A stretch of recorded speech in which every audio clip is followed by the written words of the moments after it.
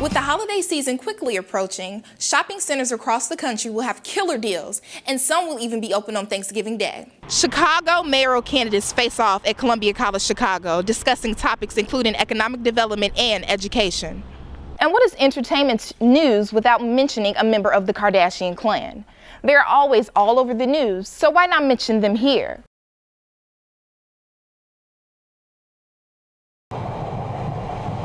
A 4G wireless service is coming to a subway near you, and it may be sooner than you think. Earlier this year, CTA announced its partnership with the 4 major wireless providers, including Verizon, AT&T, T-Mobile, and Sprint. These phone companies will soon offer improved service to the blue and red line tunnels found underground at no cost to taxpayers. The 4G wireless service that will soon be as speedy as trains will be placed in subways just like these. This will make it a lot easier for commuters to surf the web as well as upload selfies straight to the internet. Some commuters are very happy about the new change being implemented by CTA. I'm actually really happy about it because a lot of times I'll be on the phone with my mom, like trying to tell her where I'm going, and then I have to say like, okay, can you hold on a second? Like, I'm probably going to lose the call. This $32.5 million deal will be phased in station by station, making Chicago the largest U.S. public transportation system with 4G coverage in all of its subways. We're going to be the first subway system in America by this time next year to be complete 4G throughout the system. Mayor Rahm Emanuel wishes to continue updating technology across the city's public transportation system. Installation is to be completed by the end of the year and expected to create 50 jobs.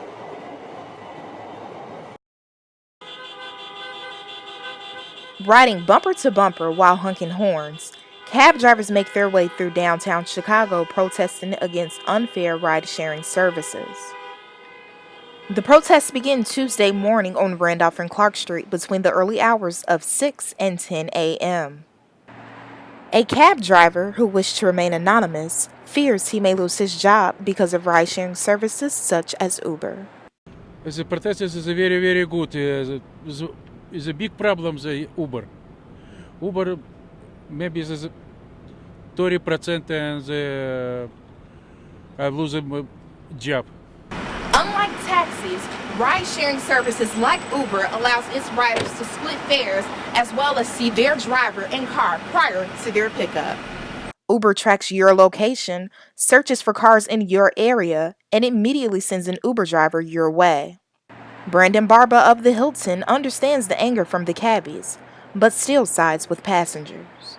I can see the customer's view too. You know, they get into a cab and the cab won't let them use a credit card for like a couple of blocks. They get upset, you know. So that's why I take Uber, because of credit cards. That's basically the main reason. Taxi drivers are now looking for a resolution as to how they can prevent Uber from stealing their fares.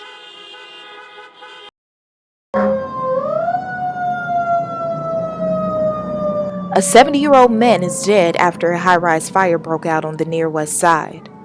The man was found on the 11th floor of the West Point Plaza building, where he was later transported in critical condition to Stroger Hospital and was later pronounced dead. The fire was contained to his one unit, and no one else was injured. We continued with a systematic search of the 11th floor and all the associated floors up above.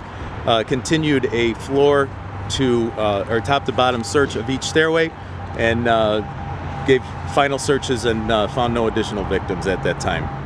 In order to keep high-rise buildings like this safe, buildings must include enclosing stairwells and self-closing fire-rated doors. Here are some fire safety tips for people who live or work in high-rise buildings. 1. Check out and get familiar with the building emergency evacuation plans, usually found posted on walls in the hallways. 2. Be able to recognize the fire and emergency alarms, which can be buzzers or flashing lights. 3. Report any blocked exits, damaged or broken fire safety systems, and follow up until the problem is fixed. There are other steps that people who live in high-rise buildings can take to prevent fires. For example, something as simple as owning an automatic shut-off iron. I can't tell you how many times I've forgotten to turn off the iron or unplug it, and so I really depend on that feature. The cause of the fire is still unknown. However, fire crews have returned to the high-rise building located on the city's west side to reassure the residents are now safe.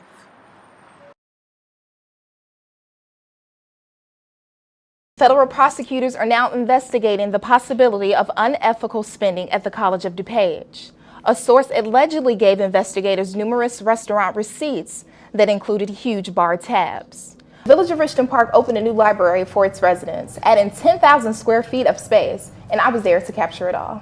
A former University of Chicago student is on the loose after allegedly stabbing his roommate multiple times and severely injuring him. 2 travelers from Liberia are being monitored for Ebola in Chicago. A child passenger from the West African nation became ill on a flight to O'Hare and is being tested for Ebola. In an advertisement that criticized Mayor Rahm Emanuel for the issues of safety and the school closings. The ad claims that the people of Chicago feel forgotten. A new age limit is in effect for smokers in one Illinois community.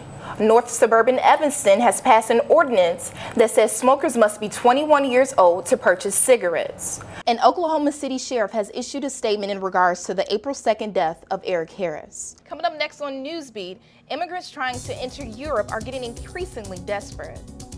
How on earth did this happen? Why the parents of this 8-year-old boy stuffed their child inside this suitcase? And I'm Ashley Smith. Thanks for tuning into Newsbeat, and we'll see you guys next time.